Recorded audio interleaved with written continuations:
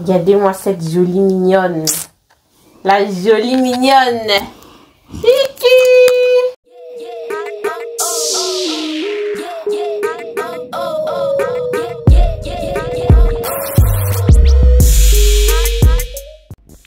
Hello les amis et bienvenue sur ma chaîne. Aujourd'hui je vous présente une vidéo que j'ai faite avec mon amie Muriel, dans laquelle on va parler des hommes en Allemagne, des relations amoureuses et comment est-ce que les hommes devraient faire pour s'améliorer amoureusement parlant.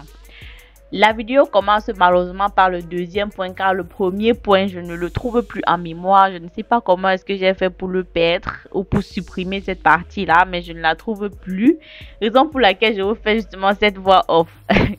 Muriel, c'est une amie, comme je vous ai dit. Elle étudie ici en Allemagne depuis quelques années. Elle a XH, il faudra lui demander en commentaire. Et elle a eu pas mal de déboires amoureux. C'est justement pour ça même que c'est elle que j'ai choisi pour faire la vidéo. Donc, vidéo très intéressante et à suivre absolument. Donc, deuxième point, la propreté. Ouais, deuxième point, je dirais la propreté. Ceci est surtout important lorsque tu apprends à connaître quelqu'un. Et aussi, il ne faut pas l'oublier, lorsque vous vous installez ensemble.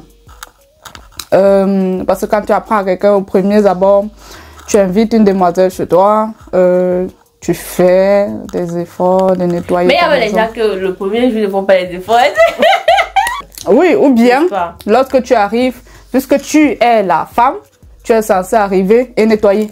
N'est-ce pas? Alors qu'il oublie qu'il te drague encore, en fait. J'ai vu ça sur une publication du Woman. Genre, j'ai dragué la fille là et elle est venue chez moi. J'ai fait exprès de laisser la maison désordonnée pour voir si elle allait venir arranger. Tu ne cherches pas une fois une petite frau et puis... Sur la base de quoi elle devrait le faire? Je suis dépassée en fait. Sur la base de quoi? Au premier rendez-vous, tu fais exprès de laisser ta maison désordonnée. Il va arriver là-bas, il va nettoyer pas quoi. Je me dis, j'ai des perspectives de vie, tu vois, j'ai des attentes également par rapport à ma vie future avec toi. Et si, dès le départ, tu me fais croire, je suis pas en train de quémander l'amour, je suis pas en train de... Ouais. C'est un peu comme si tu partais postuler pour un boulot de femme de ménage, enfin, quelque part. En fait. Genre, on veut voir si toi tu es propre. Parce que les gars, ils sont souvent toujours en train de dire qu'on aime une femme qui est propre et tout, mais ils oublient qu'eux aussi, quelque part, ils doivent être un peu propres. Pas un peu, très propre. Très propre, non. Parce que ça me servirait à quoi d'être dans une relation avec quelqu'un où je vais nettoyer et lorsque tu vas passer, ça sera sale. Ça sert à rien. Je dois travailler également, comme toi, tu dois travailler. Nous sommes en Allemagne, nous ne sommes pas au Cameroun.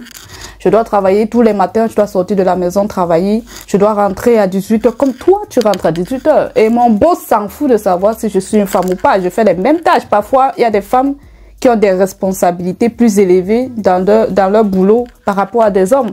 Tu vois, ça veut dire que toute la journée, elle a vraiment été occupée. C'est pas pour rentrer à la maison, toi qui es rentré un peu plus tôt le matin, du moins un peu plus tôt qu'elle, tu ne prends pas la peine de, ne serait-ce que de nettoyer des assiettes ou bien de nettoyer le sol ou bien d'enlever un peu de la poussière. Elle doit rentrer à 18h avant de le faire. C'est pas bon. Ça ne se fait pas. On appelle ça le respect mutuel en fait. Je te respecte comme tu me respectes en fait. Chacun, si tu as la possibilité en fait de nettoyer, tu ne dis pas que non, c'est au travail de ma femme. Je ne le fais pas parce qu'elle doit rentrer faire. Non, pourquoi? Dans le troisième point, la cuisson. La cuisson, c'est très important. C'est très important. Beaucoup ne le savent pas. Quand j'entends quelqu'un me dire « Oh, le héros, je ne connais même pas cuisiner le héros. » Non, ça ne se fait pas. Tu ne sais pas cuisiner le héros. Et moi, si j'ai envie de manger le héros. Tu ne sais pas cuisiner le coq. Tu ne sais pas faire le cuit. Moi, si j'ai envie de manger le cuit. Non, le tout, c'est même pas qu'il ne doit pas être un cordon bleu. Bien sûr. Il ne doit pas savoir forcément cuisiner les mets super difficiles. Mais le fait de pouvoir, comme tu as dit tout à l'heure, là, avant qu'on ne lance la vidéo, de savoir où se trouve le sel dans la maison, où se trouve le cube, où se trouve ceci, que de temps en temps, le petit déjeuner qu'il puisse faire. Qui puisse faire le petit déjeuner. Il se réveille comme ça, il dit que ouais, je vais surprendre un peu ma copine, surprendre ma chérie Coco, et lui faire un petit déjeuner ou quelque chose dans ce genre. Ou même quand il a encore en train de te draguer, qu'il te prépare quelque chose quand tu arrives chez lui. Pas que tu arrives chez lui, tu t'assois, vous regardez comme ça là. Tu peux encore faire les achats avec lui pour pouvoir... Il te dit d'aller faire les achats.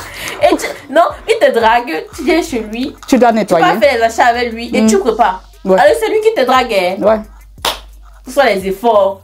Faut faire les efforts dans ça, en fait. Ou bien lorsqu'il arrive chez toi, tu dois travailler, pratiquement, tu dois cuisiner tous les menus possibles. Mais lorsque toi, tu pars chez lui, non, tu dois encore revenir cuisiner tous les... Non. C'est toi qui pars chez lui, il se contente d'acheter et de déposer. Il dit que bon, vas-y, cuisine, en fait. Bon, je ne refuse pas qu'une fille doit cuisiner pour son mari, mais je vais ou pour son gars. Mais au début, quand il y a encore la drague, est-ce qu'il n'y a pas possibilité de faire un peu plus d'efforts? Ou à la limite, d'amener la fille au KFC? Moi, je dirais... à un restaurant, si tu sais que tu ne peux pas préparer, et que tu veux la recevoir chez... Bon, tu sais que tu ne peux pas préparer, tu la reçois pas chez toi. On est d'accord. Ça, c'est clair. Voilà. Maintenant, si tu veux la recevoir chez toi, tu dois quand même faire sorte qu'elle se sente à l'aise. Faire un petit truc, tu sais pas. Même à la limite, même commander la pizza. Si tu sens que, voilà, tu es trop nul, genre, tu commandes quelque chose. Pas que tu invites une fille, elle vient chez toi et c'est elle qui vient préparer. C'est trop nul. Moi, je suis toujours en train de voir les choses toujours dans le long terme. Hein, parce que lorsque tu abordes un garçon ou bien lorsque tu abordes une fille, tu essaies quand même de voir le long terme. Parce que lorsque tu es encore tu es encore prétendant et que tu ne fais pas des efforts et je vois un manque de volonté incroyable, tu vois.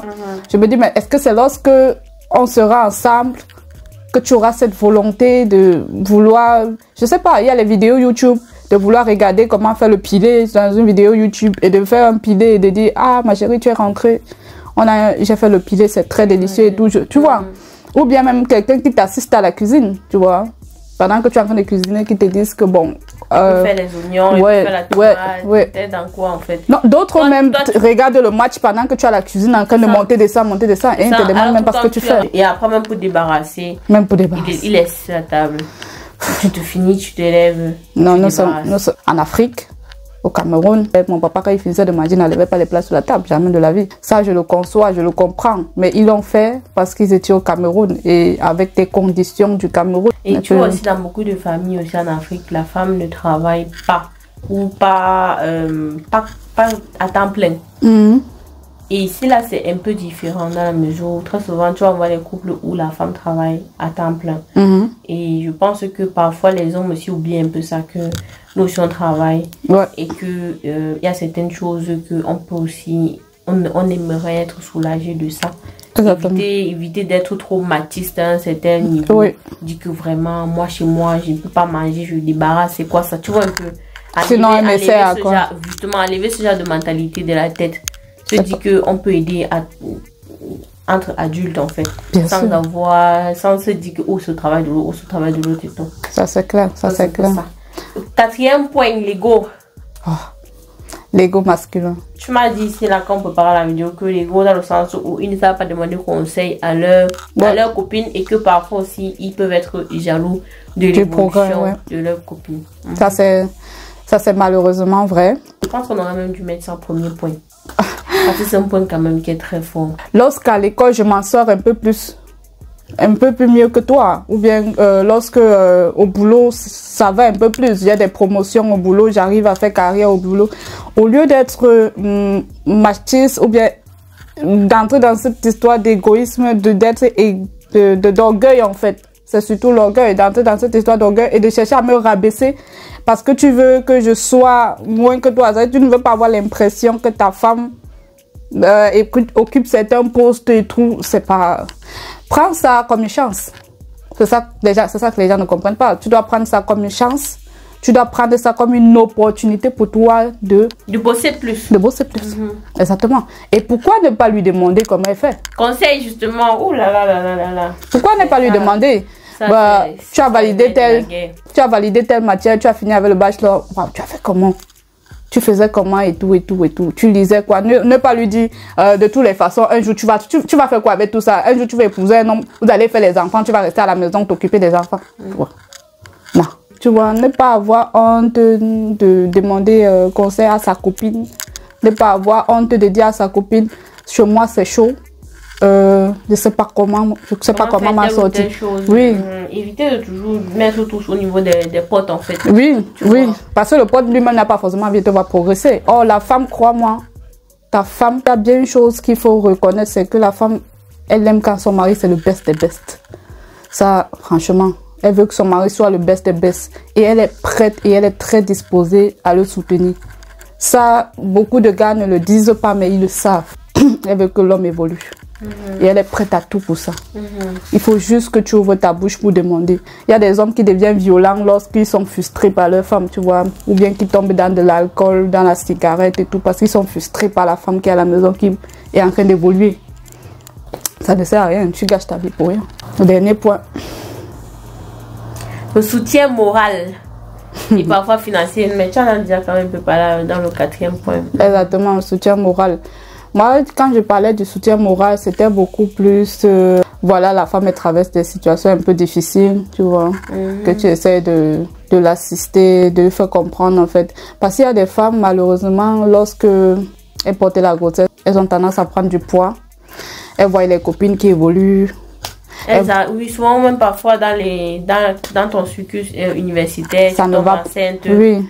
Tu arrêtes 1 an et tu vois tes copines évoluer et toi tu as la maison. Qu'est-ce que les hommes font souvent pour ces femmes-là? Il y a beaucoup, au lieu de tenir la femme, s'il fallait qu'elle fasse du sport, tu la soutiens.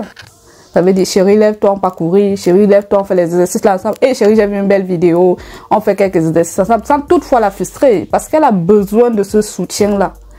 Parce qu'elle ne peut plus s'approcher de ses amis. Quelque part parce qu'elle a certains complexes. Elle ne peut plus s'approcher de ses amis. C'est là que tu joues un grand rôle dans sa vie. Tu l'assistes moralement en lui disant « Tu es la plus belle du monde. J'aime tes formes, ainsi de suite. » Tu vois, pour qu'elle ne se sente pas mal dans sa peau. Tu vas voir que tu seras comme son héros en fait. Elle va te voir comme quelqu'un qui l'a presque sauvé la vie, tu vois. Et tu penses que nos frères africains, camerounais ne le font pas assez? Pas assez. Ils préfèrent malheureusement éteindre la personne encore plus. Et tu vois même le regard qu'il apporte à sa femme. Moi, j'ai vécu des situations où si je disais à quelqu'un que j'ai des problèmes financiers, le regard qu'il avait sur toi change. Et c'est pas un regard de je te comprends et je suis prêt à t'aider. C'est un regard de tu n'es que moins que rien, tu vois un peu. Ou bien c'est un regard de tu ne sais à rien. Et ça il faut l'éviter. Ça, il faut l'éviter, tu vois. Ou bien quand tu poses tes problèmes à quelqu'un, il te dit ok, j'ai suivi, viens on dort alors. Ouais. Vous finissez de vous dormir et le matin, il te demande pas si tu as finalement trouvé une solution. En même temps, tu ne devais pas trouver une solution dans le lit. Mais bon. Il te demande pas si tu as trouvé une solution, tu vois. Tu as fait les bails et tu pars, tu vois. Viens on dort. Donc ça veut dire que tu le déranges même avec tes problèmes. C'est pas dans le programme de la soirée. Il va se dire, je t'ai pas fait venir une semaine chez moi pour que tu viennes me raconter ta vie. Mais ça me sert à quoi de venir une semaine chez toi alors? Il faut beaucoup assister vos femmes, elles en ont besoin. Donc du coup, le mot de la fin. Il faut beaucoup assister vos femmes, elles en ont besoin. C'est tout. Assister dans tous les sens du thème. Dans tous les sens du thème, exactement, dans tous les sens du thème. Parce que on est tous venus en Allemagne pour essayer de se chercher, d'évoluer, tu vois. Et on a des parents qui ont fait des sacrifices énormes, tellement énormes qu'on ne saurait comment rembourser, tu vois. Et c'est pas pour arriver et éteindre son étoile à cause de quelqu'un d'autre. C'est pas juste. Moi, je dis c'est pas juste. Lorsque tu vois quelqu'un va briller, si tu sens que tu n'as rien à foutre ou bien tu n'as rien à apporter à cette personne dans sa vie, passe ton chemin. Il faut aussi souvent aussi arrêter de comparer sa copine ou sa femme à sa mère. Oh, ça c'est clair. Ma mère n'aurait jamais fait ça à mon père. Ma mère était comme ça. Ma mère servait mon père avant 18h30. ma mère. Tu vois un peu. Parce que souvent, si nos mères, très souvent, elles étaient femmes au foyer en fait. Donc du coup, forcément, ce qu'elles vont faire dans leur foyer sera différent que ce qu'une autre femme qui n'est pas à temps plein femme au foyer fera. Et ici en Allemagne, dans la plupart des couples, la femme reste à la maison, c'est seulement quand les enfants sont encore petits. Après, elles commencent à travailler. Donc les femmes au foyer à temps plein, là, ici en Allemagne, c'est très rare. Comparer une femme qui travaille avec une femme qui restait à la maison, s'occupait de la maison, je trouve que c'est un peu injuste en fait. Exactement, exactement. Ok, bon. Merci Muriel d'avoir été notre invitée. Merci d'avoir vaincu ta peur de la caméra. Je vous dis à très bientôt pour une prochaine vidéo et je vous fais des gros bisous. Et n'oubliez pas, pouce bleu et vous abonner lorsque vous aimez la vidéo et surtout pour recevoir des notifications. Mais tu peux venir plus souvent à la vidéo. Bye.